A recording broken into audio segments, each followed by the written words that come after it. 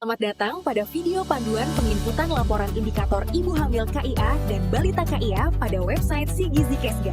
Pada tahun 2026 terdapat pembaruan sistem, yaitu fitur loop yang menarik data secara otomatis dari menu pelayanan kesehatan. Maka dari itu, kelengkapan dalam pengisian data individu BNBA sangat penting untuk dilakukan. Pada aplikasi Si Gizi terdapat menu laporan yang terdiri dari beberapa sub-menu utama, yaitu menu entry, laporan bulanan, laporan tahunan, dan daftar entry.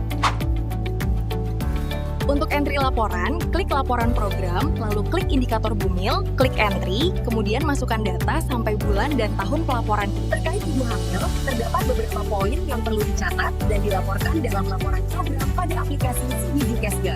Yang pertama adalah persentase anemia pada ibu hamil. Data ini diambil otomatis secara kumulatif dari data individu BNBA. Maka dari itu, ketika pelayanan, jangan lupa untuk input data pelayanan ANC sesuai dengan hasil pemeriksaannya ya teman-teman.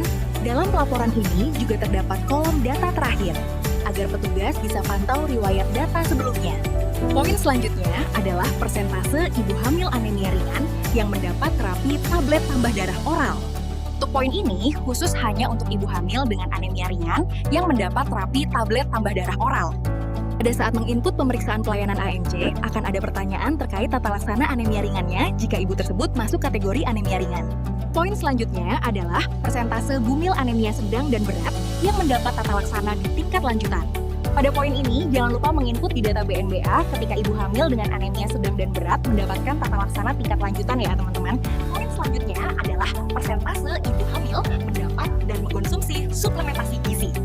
Nah, untuk poin ini, khusus untuk ibu hamil yang mendapat suplementasi tablet tambah darah maupun multiple micronutrient supplements. Jadi, pencatatan ini berbeda dengan tata laksana anemia ringan yang mendapat tablet tambah darah ya. Yang perlu menjadi catatan adalah TTD dengan MMS itu berbeda ya teman-teman. Jadi, pilih salah satu saat menginput data BNBA pemeriksaan pelayanan kesehatan. Jumlah yang mengonsumsi suplementasi TTD ataupun MMS dicatat setelah ibu hamil sudah mengonsumsi minimal 180 tablet. Data yang mendapatkan dan yang mengonsumsi suplementasi tidak boleh melebihi dari data jumlah ibu hamil ya, karena akan off layer dan akan ada tanda warna merah saat di pelaporan nanti. Untuk persentase ibu hamil kek dan ibu hamil kek yang mendapat dan mengonsumsi makanan tambahan akan terisi otomatis dengan fitur loop jika sudah mengisi data BNBA pelayanan kesehatan. Untuk poin yang terakhir adalah laporan pemeriksaan antenatal care.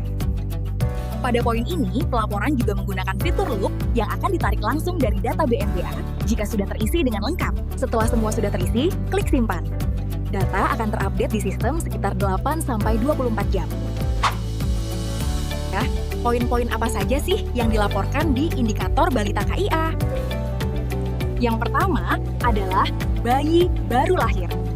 Pada poin ini, pelaporan juga menggunakan fitur loop yang akan ditarik langsung dari data BNBA. Jika ada bayi baru lahir atau balita di wilayah teman-teman, jangan lupa untuk input data BNBA-nya ya. Poin berikutnya adalah anak prasekolah.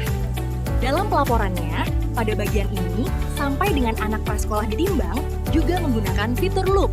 Poin selanjutnya adalah persentase pemantauan pertumbuhan dan perkembangan. Untuk jumlah balita berdasarkan usianya akan terisi otomatis dengan fitur loop dari data BNBA. Namun, untuk data balita yang dipantau tumbuh kembangnya masih diisi secara manual. Dalam pengisiannya, sesuaikan dengan usianya dan data tidak boleh melebihi dari data jumlah balita yang tercatat ya.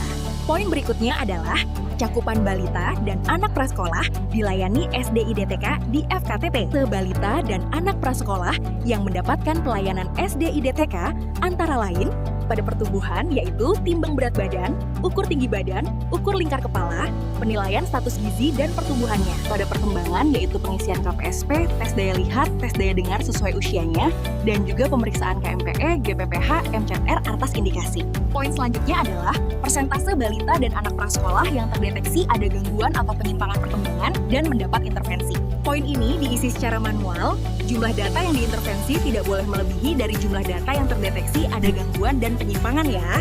Balita dan anak prasekolah dengan kelengkapan pengisian buku KIA pada bagian pemantauan perkembangan boleh dimasukkan ke pencatatan pelaporan ini. Selanjutnya yaitu persentase balita dan anak prasekolah yang mengikuti kelas ibu balita minimal minimal 4 kali. Di poin ini akan terisi otomatis jika sudah mengisi di data BNBA. Poin yang terakhir adalah cakupan bayi dilayani pemeriksaan kesehatan anak terintegrasi. Jumlah data yang dilayani PK tidak boleh melebihi dari jumlah data bayinya ya teman-teman, karena data akan off-layer dan muncul tanda merah di pelaporan nanti. Jadi, teman-teman harus memaksimalkan lagi dalam menginput data pemeriksaan di data individu agar data pelaporan yang dihasilkan sinkron dengan data di pelaporan PWS KIA.